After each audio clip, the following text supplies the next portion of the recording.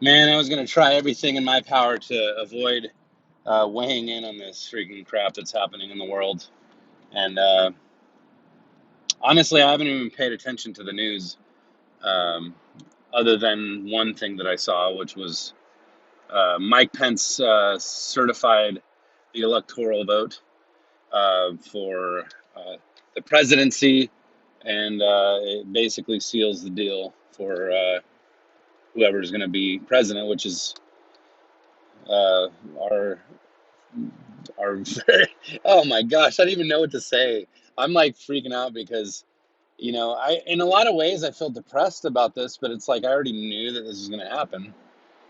But on the other hand, I was thinking, okay, well, if Trump gets in, does that make it any better? I mean, there's a lot of things that um, I'm not that excited about with Trump, but it seemed like Trump was, really trying to fight for, having freedom of speech on social media. And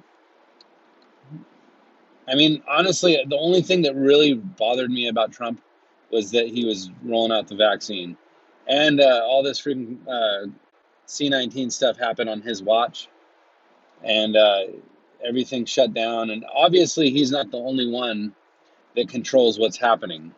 Obviously, all the states have a lot to do with that too. But it seems like the consensus, kind of all the crap rolls uphill, you might say, and or maybe it's more like all the crap rolls downhill from him. So if he was in a second term, would that make it any better? Obviously, we're still going through the same stuff. The whole vaccine is going to still be an issue. So, anyways, now to me, this is the worst case scenario. Biden is president, and Kamala Harris. Honestly, I feel like she's going to ultimately be the president because Biden's not going to stay with us too long, only because he's already in uh, having dementia. Obviously, his brain isn't fully corrupted. I mean, my dad is kind of like that. I could have conversations with him, but he has moments where he can't remember anything, and he has moments where he like completely forgets that we just had that conversation, kind of thing. So I know what dementia, on setting looks like. My grandma was completely gone before she died. So I don't think that they're going to let Biden run the presidency once they notice that his brain is completely gone. And not to mention, anything could happen. I'm not going to say that he's going to lose his life or something, but um, I just, it's obvious that everything that's kind of come together, other than the fact that they stole the election. And again, I'm not that guy that really is so worried about the political side of things. But I'm realizing that this is really a temperature gauge to see where the people are at. And I know that there's going to be a lot of revolting with all the stuff that's happening. There is a lot of revolting in, Washington, D.C. about the Capitol. And, uh, you know, there's a lot of discussion now that, Antifa broke in and raided the Capitol. But a lot of it's hearsay, speculation. I don't really know what to believe, and I'm just listening to other people that are giving their opinion. I don't really see proof of anything. So, again, I haven't really looked into it too much. Maybe there is a lot of proof out there. I just haven't looked into it. But if that's the case, that Antifa freaking, of course they're gonna make it look like. And honestly, I don't know if that swayed the electoral votes at all.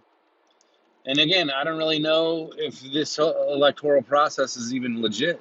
I just feel like it's all my mind is like blowing up because I don't know what to think. I just feel like now they're just going to start making us like forcing us to wear face masks everywhere we go. Now we can't even walk around outside without a face mask, and which I was just talking to a couple different managers at my job about how I think it's stupid that somebody that had the quote unquote COVID has to wear a face mask if they have antibodies, um, or if we're immune. Anyways, so now the chances of me not wearing a face mask at work is completely a worthless venture to even, I think that this is going to cause a lot of problems.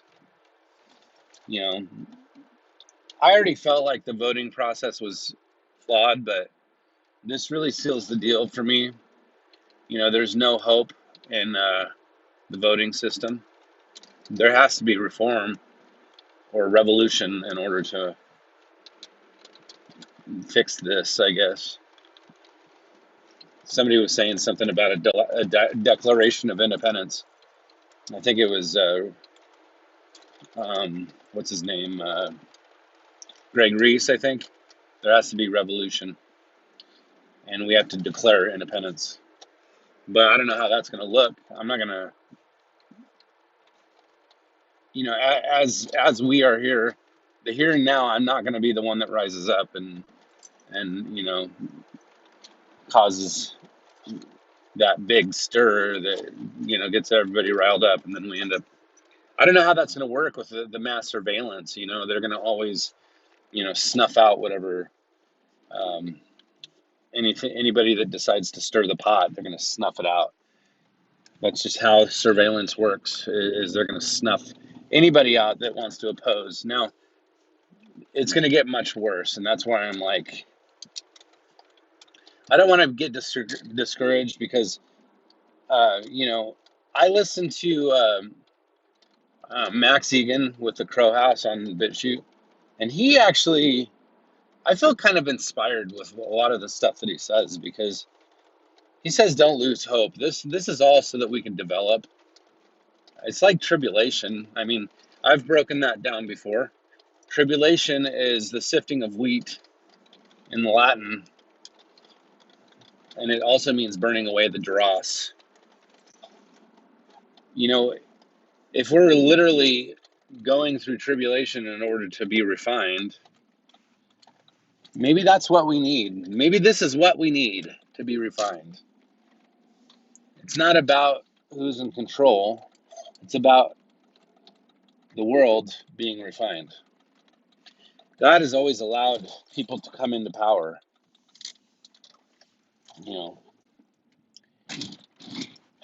I think that it was kind of a blow for me. It took my breath away, so to speak, and it made me feel kind of sick. Made me feel a little bit depressed, because I know that it's just going to get harder now. I don't want to look at it that way. It sounds pretty dang negative, and I don't want to be Mr. Negative all the time. My wife tells me I'm freaking negative, and I want to be realistic, though. I mean, I think that people need to be real, and so, anyways, I'm gonna kind of leave it at that. Sorry, I'm doing some crappy camera work. I'm trying to find a parking spot at work. But anyways, if anybody wants to give me their thoughts, you're more than welcome. I'm wanting to. I just wanted to unpack some of this stuff, because um, if anybody wants to unpack some of their stuff, you're more than welcome. Um, I already know that social media is not on our side. We don't. In fact, some of the stuff I'm talking about, I don't know how much of it's going to be shadow banned or controlled. And I just, I want to be able to communicate with people. I want people to, you know, have freedom of speech.